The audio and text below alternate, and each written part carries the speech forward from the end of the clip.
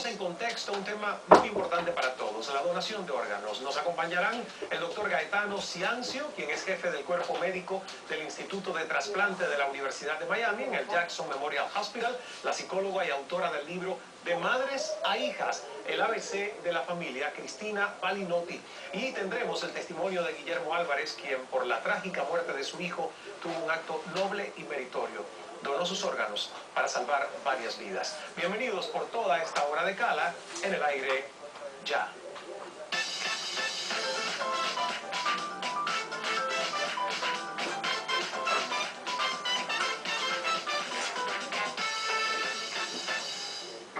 Saludos desde Miami, soy Ismael Cala, bienvenidos. Hoy el tema amerita que usted deje lo que está haciendo y dedique su atención a escucharnos, porque es un tema que nos atañe a todos los seres humanos. La donación de órganos, su importancia, los mitos que todavía se ciernen sobre este hecho, ¿verdad? ¿Quiénes podemos donar? No solo estamos hablando a lo mejor de donar cuando ya no estamos en esta dimensión terrenal, sino mientras estamos vivos, ¿cuáles son esos órganos que podemos nosotros donar y salvar la vida de otro ser humano?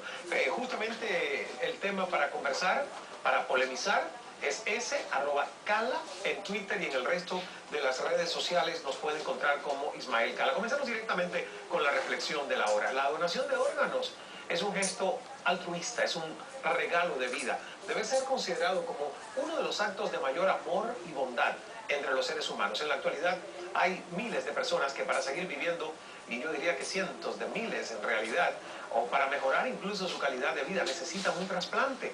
La verdad es que las listas de espera para recibir órganos son extensas, tienden a seguir en aumento día tras día. Si no tomamos esa decisión de ser conscientes en este tema, no vamos a poder realmente poner un granito de arena en que esto mejore. Entiendo, estoy consciente que no es justamente algo que para muchos de nosotros es una decisión así como que para tomar a la ligera. Es compleja, es un tema complicado. En muchas de nuestras familias se habla y se discute con diversos puntos de vista. Se trata justamente de un ser querido en muchas ocasiones cuando ese tema más álgido se hace. Pero la esperanza de dar vida a través de nosotros mismos y que por un gesto de humanidad otras personas puedan seguir disfrutando de vida con calidad, la verdad que es muy reconfortante, es loable. Gracias a la generosidad de los que han perdido la vida, se pueden beneficiar los necesitados de un trasplante y de otros que teniendo su vida donan uno de sus órganos para ayudar a alguien más en este mundo. Yo le pregunto, ¿qué piensa usted de la donación de órganos? ¿Desaprueba la donación de órganos después de la muerte? ¿Usted daría este regalo de vida? Bueno, quiero dar la bienvenida a Guillermo Álvarez. Viene a darnos su testimonio sobre un evento que sucedió en su familia hace ya 10 años, la muerte de uno de sus hijos, Guillermo Álvarez Jr., pero su amor por la vida lo hizo tomar una decisión, tal vez difícil en muchas familias, yo sé que difícil en todas, pero muy noble. Hoy comparte su historia con nosotros, Guillermo. Gracias por estar acá en el programa. Buenas noches, Ismael. Gracias, bienvenido. Y bueno, han pasado 10 años, estamos en el 2015, esto sucedió en agosto del 2005. ¿Qué sucedió con tu hijo? Bueno, antes que nada quiero darte las gracias por promover este tema que mucha gente no entiende, y pues yo hablando de lo que le sucedió a mi hijo, pues creo que va a ser un testimonio de fe para que otras personas tomen decisiones parecidas a las que nosotros tomamos en ese momento.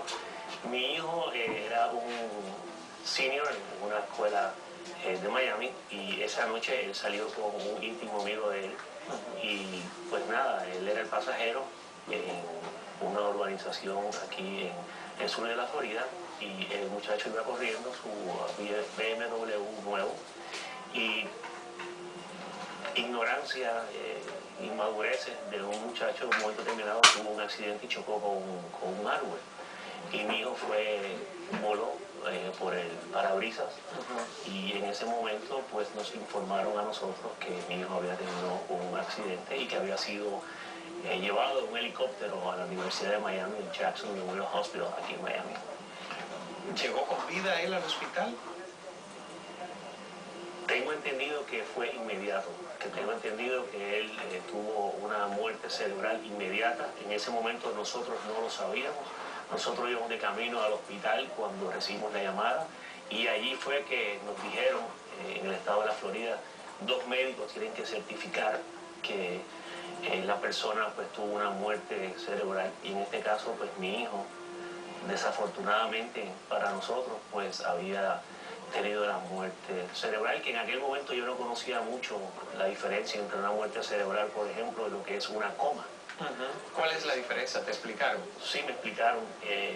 La coma es cuando tú sí puedes revivir a gente que ha estado en coma por mucho tiempo y de momento reviven, salen de su trauma cerebral. En el término, en la muerte cerebral es cuando más donantes hay, porque todo tu cuerpo está perfectamente. Es que sencillamente tu cerebro no coordina nada de tu cuerpo y solamente puedes respirar con una máquina. Entonces en ese momento pues ya te declaran estás muerto, no hay regreso a la vida. Claro, y como papá y familia me imagino que ustedes investigaron qué pasó, cuál fue la posible causa de este accidente, ¿se supo? Se supo, el muchacho que iba manejando el carro pues había estado tomando unas copas, parece, y iba corriendo por una calle que se llama Bellavista, aquí en Coral Gables, y parece que perdió el control. Perdió el control y hubo un accidente, y el accidente pues mi hijo falleció. Bueno, y yo creo que el mensaje que tú nos estás mandando, Guillermo, es muy importante en muchísimos niveles. Ahora alguien nos escucha y yo creo que hay una tendencia a veces a uno decir, no importa si nos tomamos 2, 3, 4 copitas, no pasa nada, mis reflejos van a estar bien, yo no voy a perder el control. Y una vez más uno se da cuenta que efectivamente ante circunstancias que se pueden presentar en una carretera, el tener conciencia y reflejos y no estar bajo la influencia del alcohol puede ayudarte a decidir entre la vida o la muerte. Ahora, cuando los médicos les informan a ustedes del estado de muerte cerebral de tu hijo, ¿cómo llega? ¿Quién propone? ¿Cómo llega a la mesa el tema de que tu hijo pueda ser un donante para otras personas? Fue un momento muy difícil. Nosotros no sabíamos que él tenía una muerte cerebral, ya eran como las 4 de la mañana en el hospital, y nosotros estábamos esperando a unos amigos nuestros médicos también, que ellos pues nos reconfirmaran todo lo que nos habían dicho. En el momento que nos enteramos fue muy difícil, pero no tuvimos ni la más mínima duda en donar sus órganos, porque para nosotros era un acto de generosidad, y mi hijo hubiese querido eso, porque mi hijo era un muchacho sumamente bondadoso, honesto, lleno de vida, y que le gustaba mucho ayudar a los demás. Y nosotros entendimos en ese momento que era nuestra responsabilidad como padres tomar un acto de generosidad muy poco egoísta y poder ayudar a otras familias a que pudieran en ese momento pues extender su vida, un regalo de vida. O sea que realmente entonces no fue un tema demasiado complejo de oposición. Me estás hablando de nosotros, es mamá y papá. Mamá y papá, correcto. Ok, los dos estuvieron inmediatamente de acuerdo en que eso fuera. Cosa que no pasa en todas las familias, porque no sé por qué hay un prejuicio todavía en muchas personas de decir, bueno, no importa, yo no quiero que a mi hijo lo toquen. Quiero que digamos, se entierre o se creme o el proceso de despedida sea íntegro, ¿no? Ustedes hicieron esta decisión. Inmediatamente se decidió porque ¿cómo se sabe qué puede donar una persona a otro ser humano? En este caso, ¿qué pudieron utilizar del cuerpo de tu hijo? Si yo no me equivoco, más adelante vendrá el médico, que es el que más conocimiento tiene, sobre todo los aspectos legales y todo, pero yo le voy a comentar desde mi punto de vista. Claro. En ese momento vinieron y nos preguntaron, y nosotros dijimos que sí, en todo momento tuvimos que ir por todos los papeles. Si no me equivoco, tuvimos que esperar ciertos días para asegurarse que estuviesen los match para el corazón, el hígado, para los pulmones, los riñones, etcétera, etcétera. Y lo único que pedimos nosotros es que la piel y otras no se la quitaron, porque nosotros queríamos tener el féretro abierto, que al final no lo hicimos. Pero eso fue primordialmente, entonces tienes que esperar pacientemente, lo cual es un poquito más duro para nosotros, porque tuvimos que esperar. Claro, varios días. ¿Cuántos días? Si no me equivoco, fueron 3 días. Hay una época en mi vida que yo no recuerdo muy bien, y eso fue una de ellas, porque el cuerpo mío específicamente y mi mente bloqueó muchas áreas por el dolor tan inmenso que sentía. Claro. pero me parece que fueron 3 días específicamente.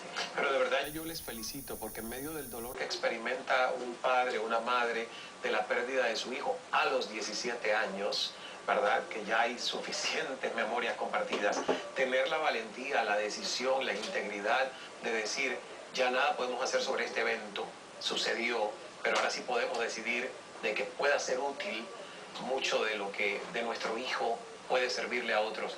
Yo tengo en mis notas varios de los órganos que fueron donados: corazón, los riñones, pulmones y las córneas. ¿Es correcto? Correcto. Correcto. ¿A ustedes les comunicaron esto? El hígado. ¿El hígado también? Sí. Ah, bueno, el hígado no lo tenía acá en mis notas.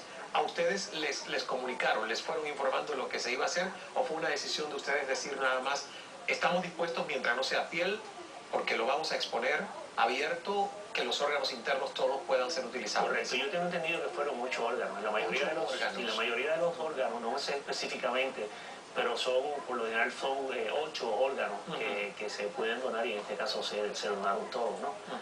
Y fue una experiencia muy bonita para nosotros, pero fueron 8 órganos. Tengo entendido que toda tu familia ha dicho sí a la donación. Todos tienen, sí, hay 2 maneras, si no me equivoco, de tú ser un donante. Sí. Es a través de la licencia de conducir, al menos en el estado de la Florida, que dice organ donor en inglés, y eso se convierte como en un contrato, o como un will, como un testamento, ¿no? De que nadie pueda decir que si la persona, siendo mayor de edad, quiere ser un organ donor, que nadie después pueda decir que no. Y la otra manera, si no me equivoco, es a través del gobierno, de un site que tú puedes...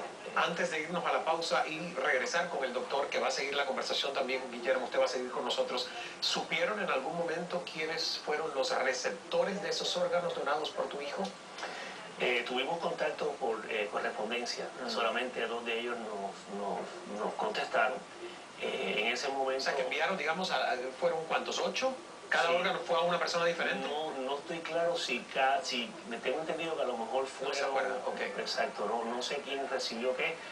Puede ser que una persona haya recibido 2 órganos, no te puedo decir en específico, porque hay unas leyes muy estrictas que prohíben, ¿no? Por ejemplo, el procedimiento es, yo tengo que enviarle unas cartas a los receptores de los órganos. Anónimas. No anónimas, ellos saben quién soy yo, que soy... ¿Pero usted sabe el nombre de ellos? No, yo no sé Por el eso, nombre o sea, de que ellos. usted le envía sin saber a quién se la va a... Ok, ya entendí. Correcto, y entonces si ellos quieren, porque es una cosa muy dura, tanto para ellos como para uno, y no tienen que tener la madurez psicológica y emocional para hacerlo, me contestaron 2. Y fue muy dramático, muy emocional lo que escribieron, que ellos rezaban por nosotros todos los días, por mi hijo, que muchas gracias por haber dado ese testimonio de fe y de generosidad de nuestra parte para poderle extender. Nos habló uno de ellos que había estado en diálisis por muchos años y que ya tenía la pena de muerte, ¿no? Porque ya no podía seguir y tenía que hacer un trasplante. Y fue algo muy emotivo, ¿no? Para nosotros, y de momento pues se acabó la comunicación y ahora nuevamente estamos comenzando la comunicación para ver si nos podemos conocer personalmente. Porque no se han conocido todavía personalmente. No nos hemos conocido personalmente. Ese va a ser un momento muy emocionante. Vamos a hacer una pausa en el programa, continuamos conversando con Guillermo sobre la temática de hoy, donación de órganos. Y al regresar recibimos al doctor Gaetano Ciancio, es jefe del cuerpo médico del Instituto de Trasplante de la Universidad de Miami en el Jackson Memorial Hospital. Gracias por estar en nuestra sintonía, hoy hablando sobre un tema importantísimo en nuestras sociedades, la donación de órganos. Tenemos la conversación que ustedes escucharon con Guillermo Álvarez. Va a continuar Guillermo con su testimonio por toda esta hora, y quiero ahora justamente dar la bienvenida al doctor Gaetano Ciancio. Está aquí en nuestra mesa, es jefe del cuerpo médico del Instituto de Trasplante de la Universidad de Miami en el Jackson Memorial Hospital. Doctor, bienvenido también. Gracias por unirse aquí en la mesa. Bueno, usted escuchó a Guillermo toda la primera parte del testimonio, pero además algo mágico que nuestra producción no pudo ni siquiera imaginar, y yo no creo que tampoco quizás ustedes, al ser invitados a un programa a hablar de donación de órganos, y esto es lo que Deepak Chopra y yo ya corroboro, este concepto es sincrodestino, ¿verdad? El universo quiso que ustedes hoy se conocieran, y la razón por la que debían conocerse es, dígame usted, doctor. Hace 10 años yo fui el doctor que sacó los órganos al hijo de él. ¿Y cómo hoy se dieron cuenta ustedes de eso? Porque los hijos de él el mayor iba a Columbus y mis hijos también fueron para Columbus, en el mismo college, escuela. Y me acuerdo muy bien porque a mis hijos les dolió mucho porque eran amigos. Entonces pusimos juntos y yo le dije, yo fui quien le saqué los órganos a tu hijo y trasplanté a uno de ellos. En los receptores, en las otras personas. Sí. Wow. ¿Qué sentiste tú hoy al poder conocer al doctor que tuvo esa responsabilidad, Guillermo? Es muy difícil poner una emoción de esta profundidad, ¿no? Es una emoción muy grande. Lo que me dio fue una alegría inmensa de que una persona con la calidad del doctor y de una manera también pues personal para él, porque ya que sus hijos lo conocen, pues... Sí. No se habían conocido ustedes hasta hoy. No. Y fue duro porque le afectó mucho a mis hijos, pero era un compañero de escuela. Y los hijos me han preguntado, papá, ¿se van a salvar el hijo de él? Y es difícil, imagínate, es tan más difícil para ellos, ¿me entiendes? Están pasando otra vez esa tragedia. Pero al final de esta tragedia hubo una felicidad grande, que es el regalo de vida, que tiene un sentido más la vida. Después que la vida de uno se acaba, hay otro sentido que es el regalo de vida. Claro. Y bueno, como se dijo antes, muchas personas se beneficiaron de los órganos. Yo trasplanté páncreas, riñón y después un riñón dentro del mismo Jackson y Universidad de Miami. Sobre esto hay tanto que hablar, pero lo primero que quisiera yo, para dejarlo bien claro, es lo que nos decía Guillermo, la diferencia entre alguien que cae en coma y muerte cerebral, y cuándo es el momento donde el doctor le puede comunicar a una familia, ¿verdad?, de decir irremediablemente el final es la muerte para su ser querido. Ese es el momento en el que usted puede aportar más vida a alguien más a través de la donación, doctor.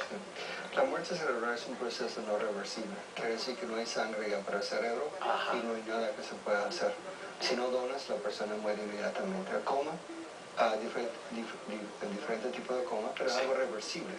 Las personas se pueden recuperar y tener una vida normal, tendrá terapia física, etc.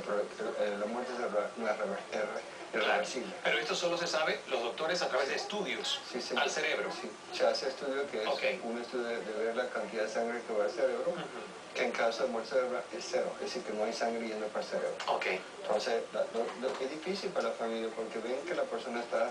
Eso le iba a decir, o sea, para usted hay una diferencia, pero para el familiar, coma y muerte cerebral visualmente no notan la diferencia, ¿correcto? Correcto. Claro, es complicado, es difícil. Aunque uno se lo explica, y eso no solamente tanto la familia, eso muchos médicos también no tienen el concepto de muerte cerebral. Entonces hay que hacer educación como estamos haciendo ahora. Y tú tienes cierto periodo de tiempo para utilizar los órganos. Después de ese periodo los órganos ya no pueden servir. ¿Cuál es ese periodo?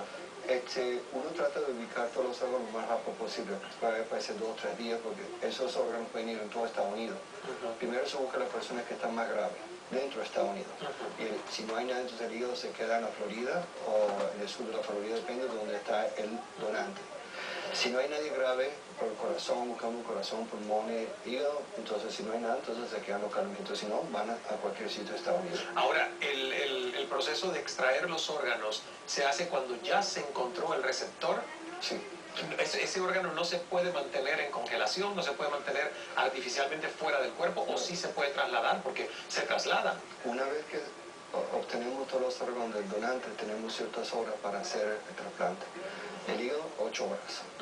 El corazón, 12 horas, 8 horas más o menos, pero no lo puedes mantener fuera del cuerpo sin recibir sangre tanto tiempo. Nos mantienen una solución de preservación, pero tienes que buscar al recipiente rápidamente. Siempre todo esto se hace sincronizado, es decir, que a medida que tú estás sacando el órgano a cualquier sitio de Estados Unidos, en el mismo tiempo están llevando al receptor dentro de la sala de operación y se comunican constantemente. Muchas veces se viaja en jet para llegar rápidamente al lugar que el hígado. El riñón y páncreas tú puedes tener más tiempo. Hay máquinas especiales para el riñón que los pueden mantener hasta 48 horas, hasta que consigue el receptor. O sea que es más resistente, el riñón. Porque tenemos una máquina de perfusión. El páncreas tienes 12 horas para hacer el trasplante. Entonces dura un poco más tiempo con el páncreas. Si no haces ese tiempo y los trasplantes, puedes perder al paciente y el órgano. Entonces por eso que tiene ese tiempo límite para hacer los trasplantes. Aprovechando el valiente testimonio de Guillermo, que además se ha convertido en portavoz de este tema, ¿lo hizo también usted para la Universidad de Miami?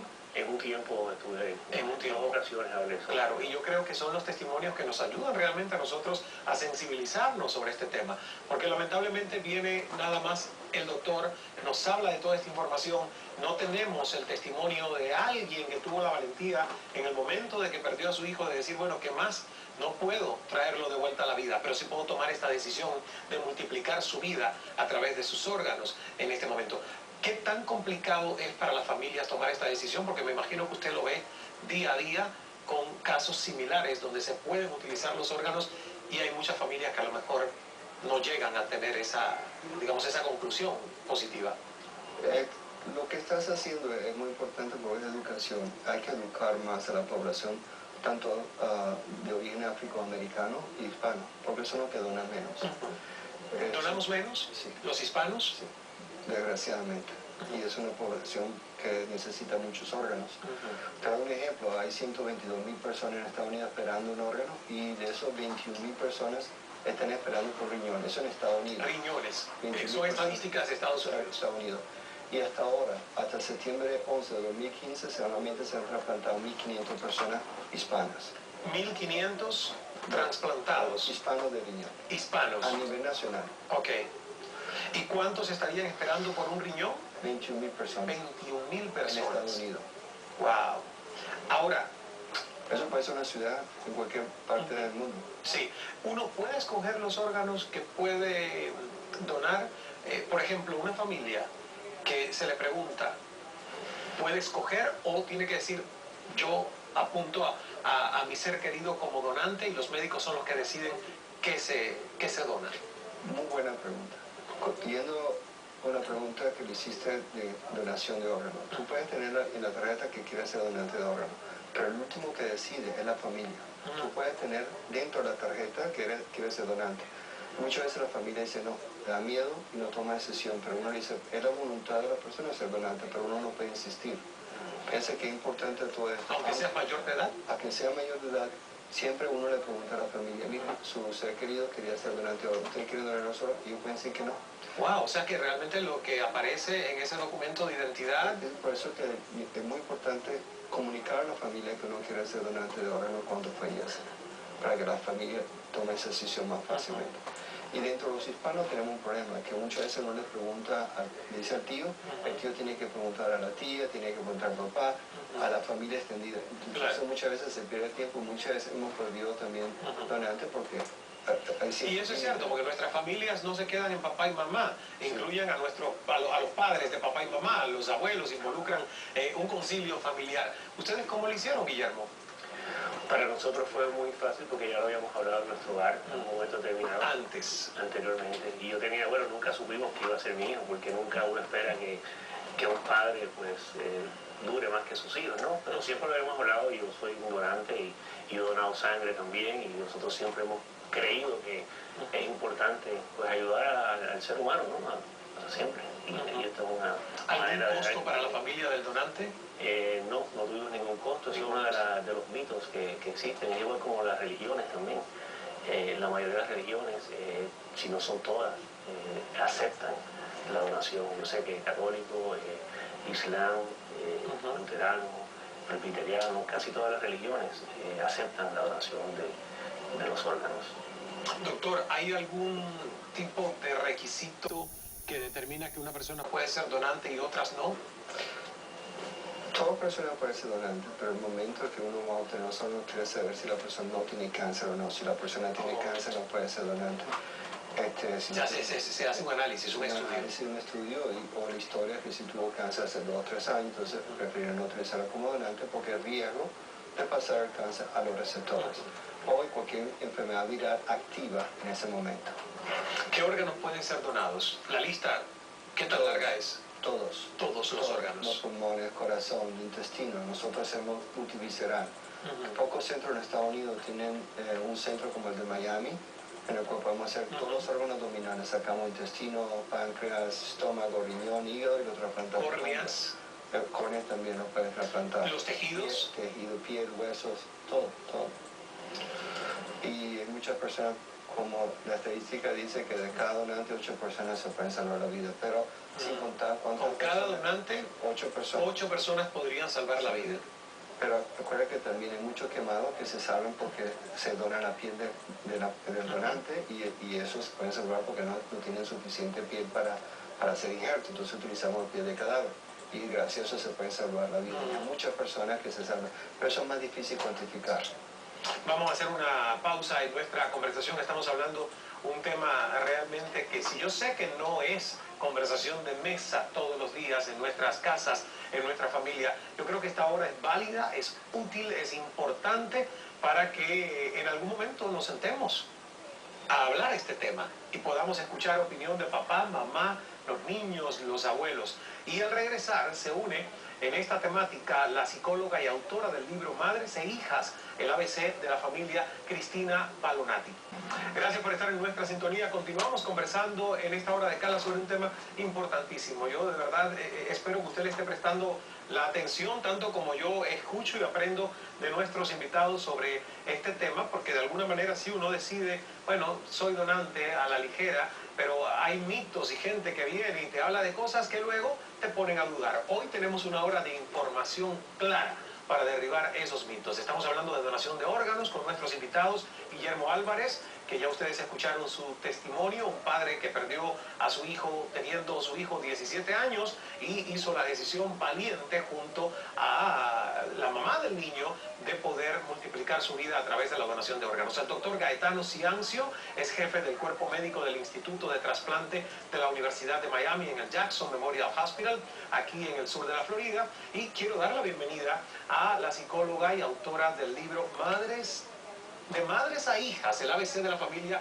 Cristina Balinotti. Bienvenida, Cristina, ¿cómo estás? Un placer estar Y contigo. discúlpame si he interpretado mal el No, para apellido nada. tuyo. Está A bien. veces hago versiones. Está bien. Bienvenida al programa. Gracias. Yo lo primero que te quiero preguntar como madre, como esposa, como psicóloga, es por qué a veces es tan difícil para los hispanos, que me decía el doctor que somos los que menos donamos aquí en Estados Unidos. ¿Por qué es tan difícil para la familia hispana abrirse sobre este tema? La familia hispana realmente es mucho más atávica y mucho más propensa a desarrollar mitos y a mantenerlos, y a desarrollar prejuicios. Por lo tanto, esta es una de las causas fundamentales, ¿verdad? Pero la familia es muy importante en el tema de la apoyatura al paciente. Y antes que nada te quería agradecer enormemente porque un programa como este levanta conciencia para que todo el mundo done. Es muy importante, es una tarea humanística que tenemos nosotros, particularmente los hispanos. Y es importante la apoyatura de la familia porque el paciente pasa por muchísimos trastornos y síndromes que realmente necesitan de ese amor, de ese apoyo, de ese cariño, además de la terapia, que la familia también tiene que ir en terapia. Pero los trastornos fundamentales son la depresión, la ansiedad por estrés, ¿verdad? Que es una ansiedad patológica que se mantiene aún cuando el estrés desaparece. Pero ¿quién sufre estos trastornos directamente? El paciente realmente lo siente con mayor culpa. ¿El que espera la donación? El que espera y el que es posoperatorio, porque toda esa ansiedad continua.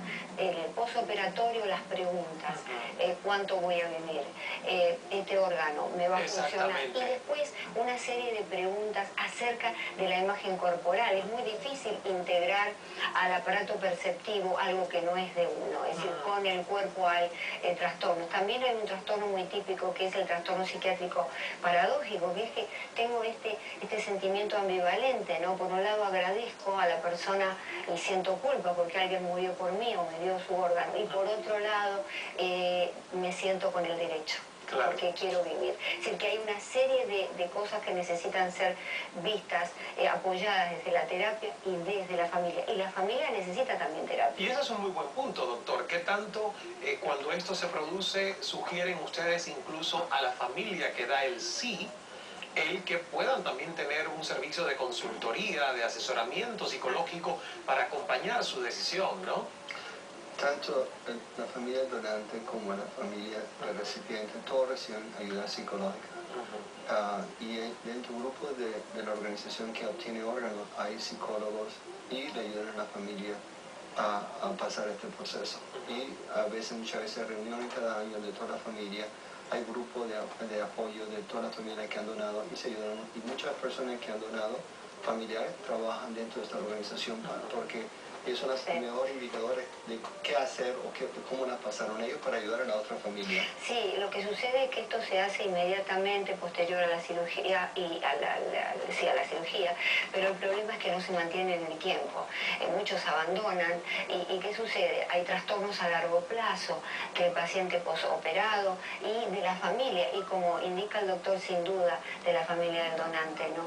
Es decir, que todos necesitan estar en una tarea de terapia permanente a lo largo del tiempo para poder ir procesando dos cosas fundamentales. En principio, el duelo, ¿no? La familia del donante, el duelo por la pérdida, o si está vivo, el duelo por la pérdida de ese órgano. A su vez, el que lo recibe tiene que hacer el duelo de la pérdida de su órgano propio. Es un proceso largo de 5 pasos que va primero en la negación y termina en la aceptación, y posterior a la cirugía también hay otro proceso interesante, que es el proceso al principio también de la negación, del estar alerta, qué va a pasar con mi vida, la adaptación y finalmente el agotamiento. ¿Agotamiento por qué? Y porque realmente no sabe cuánto tiempo más va a vivir. Es decir, hay todo un proceso emocional. O sea, que se crea una ansiedad por eso. Una ansiedad. ¿Hasta cuándo el cuerpo va a aceptar este nuevo órgano? Exacto, y es una ansiedad patológica, Ismael, porque la ansiedad es una defensa que todos tenemos frente a una amenaza. Claro. Pero ya cuando esa ansiedad se mantiene en niveles muy altos, es enfermiza, es patológica y daña muchísimo el cuerpo. Y también los fármacos, que pueden producir en algunos casos también ciertos trastornos, lo debe saber el doctor sin duda, ¿no? Hay una encefalopatía por diálisis también, que altera la zona cognitiva, los pensamientos, la memoria. Hay ciertas drogas que producen psicosis, ¿no? En los trasplantados cardíacos, que justamente son drogas que mantienen el gasto cardíaco en menor nivel, ¿no? El esfuerzo del corazón, y provocan este tipo de cosas. Vale decir que hay una gama muy grande de síntomas, trastornos y síndromes, que son dos cosas distintas para atender en el paciente. En la parte psicológica. En la parte psicológica. Y lo que sí hay, yo creo que aquí son los frenos a que nos abramos un poco más nosotros como latinos o como hispanos. Estamos hablando de estadísticas en Estados Unidos, no tenemos lamentablemente las estadísticas a nivel de toda América Latina, pero algunos mitos. Por ejemplo, hay mucha gente que piensa, doctor, que si tienen su carnet de identidad, ¿verdad?, la marca de donante, cuando llega grave por una emergencia que tiene a una sala de emergencia de hospital, los médicos van a decir, este es un donante, falta que hacen los donantes. Por ese camino va, y mucha gente siente que no lo salvarían o que no los atenderían con el rigor de volverlo a traer a la vida. ¿Qué tan cierto es esto? En realidad hay muchos mitos dentro de la población hispana, pero lo que tiene que entender el hispano es que esto es Estados Unidos. El blanco, que sería la mayoría dentro de Estados Unidos, no tiene este mito, y son las mismas personas que donan más órganos. O sea que esto no lo piensa el estadounidense nacido acá, sino nosotros los hispanos. Y muchos hispanos que nacen y se creen dentro de este ambiente no tienen esa creencia tampoco, ese mito. Por eso que este programa es muy bueno, y creo que es muy bueno porque es a nivel internacional, claro. Porque esto va a ayudar no solamente en Estados Unidos, sino a todos los países de Latinoamérica, que es importante. Si tú vas al hospital y no te atienden, te vas a morir, tienes la facilidad de abogado y demandas al hospital, y ¿me entiendes? Te puede hacer una buena fortuna. Eso es un mito. Toda persona tiene derecho a servicio de salud, y en caso de emergencia tenemos los trauma centers, que son los centros de trauma especializados a salvar la vida de las personas. Pero muchas veces las personas vienen en condiciones de muerte cerebral que no se puede salvar, indiferentemente de lo que haga el médico, el hospital o el servicio de trauma. Vamos a hacer una... sí, Cristina. La información es poder. Nosotros los latinos no estamos tan informados. No nos abrimos a la información general de estas cosas, porque tenemos miedo. Fuentes de información son las que sobran. Son las que sobran, pero no queremos, lo buscamos. lo negamos. Esta es una hora para cambiar ese patrón y ese paradigma, informarnos más, romper esos mitos, preguntar, consultar a los expertos, porque yo creo que sí haríamos una diferencia, porque resulta que según las estadísticas que usted me ha dicho son los que menos donamos, pero los que más necesitamos. Correcto. Entonces, Hay que cambiar esa tendencia. Vamos a hacer una pausa. Nos ha estado escuchando también Guillermo desde nuestro estudio anexo, así que en el próximo bloque vamos a conversar con él, en este caso, para seguir escuchando su testimonio, porque yo creo que nos identificamos. Y Cristina, por cierto, también en su familia ha vivido de cerca el tema de la donación. Cuando regresemos, me dices de qué manera. Es una manera diferente a Guillermo como receptores ustedes de esta donación de órganos. La verdad que yo estoy recibiendo información valiosa, ilustrándome, instruyéndome, al igual que espero que ustedes también, en un tema de suma importancia para todos, que es la donación de órganos, un regalo de vida. Lo interesante es que muchos de nosotros pensamos nada más como posibles donantes, si hacemos o no la decisión, pero nunca nos ponemos a pensar que en un momento de nuestras vidas podríamos depender de ese acto de generosidad de otra persona que nos salve la vida a nosotros, porque el médico nos dice, ¿sabes qué? Uno de tus órganos ya no da más, no funciona, lista de espera, veamos de dónde llega ese órgano que necesitas en un tiempo que tiene fecha de caducidad.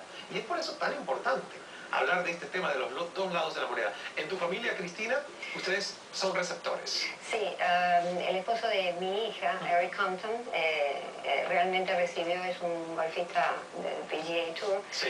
Recibió 2 trasplantes en 2 oportunidades de 2 donantes fallecidos a los 12 años y alrededor de los 27 años el segundo trasplante.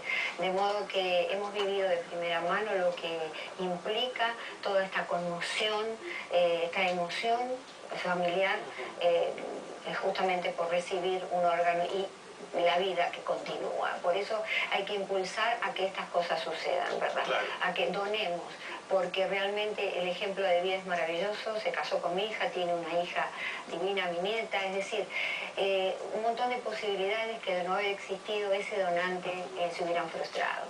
¿Sí? Y como él, millones de casos. En este caso, doctor, aprovechando su expertise en este tema, alguien que recibe un corazón a los 12 años, ¿ese corazón le puede servir por el resto de la vida o necesita un segundo trasplante como en el caso de Eric? Cada persona es diferente con Sí. el sistema inmunológico. Hay personas que pueden tener 20, 30 años con un órgano y otros por cualquier motivo, especialmente inmunológico, pueden rechazar el órgano. Por eso que hemos desarrollado mucha medicina para evitar el rechazo, pero hacer la mayoría de esa medicina que hay hoy en día. Guillermo, tú has estado escuchando a la psicóloga y también al doctor por todos estos 2 segmentos. Ahora, no hemos hablado del resto de tu familia. Tienes 2 hijos. ¿Qué tanto hablan ustedes del tema y qué tan abiertos son ellos a hacerle preguntas a sus papás sobre qué sucedió con mi hermano y dónde están los órganos de mi hermano y en algún momento los podremos conocer? O sea, ¿qué tanto en familia se habla de este tema? Hemos hablado en muchas ocasiones sobre este tema, pero es un tema muy delicado, porque cuando uno pierde a un familiar tan cercano, como en este caso mi hijo o el hermano de mi hijo y de mi hija, pues cada uno tiene o experimenta el duelo y el dolor de una manera muy diferente. Y de la manera que nosotros siempre lo hemos hablado ha sido abiertamente, cada persona puede explicar su sentimiento. Y lo que sí yo quería agregar es que nosotros 4 somos unos fieles creyentes en la donación de órganos y nos ayudó a nosotros mucho en ese proceso de duelo hasta llegar a la aceptación, como decía la psicóloga del programa.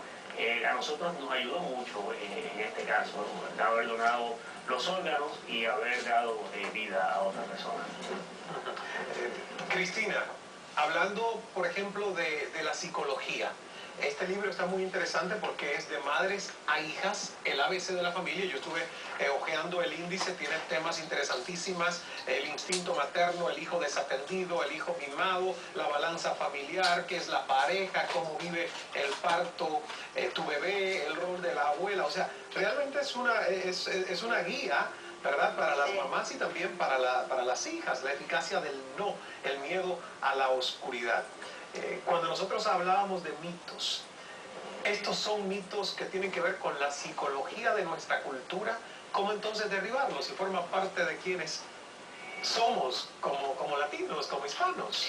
Bueno, hay que entender que como sociedad y como individuos adultos podemos seguir desarrollándonos. De hecho, el desarrollo del adulto no concluye cuando tenemos 23, 24 años, sino que vamos realmente resignificándonos a lo largo de la vida.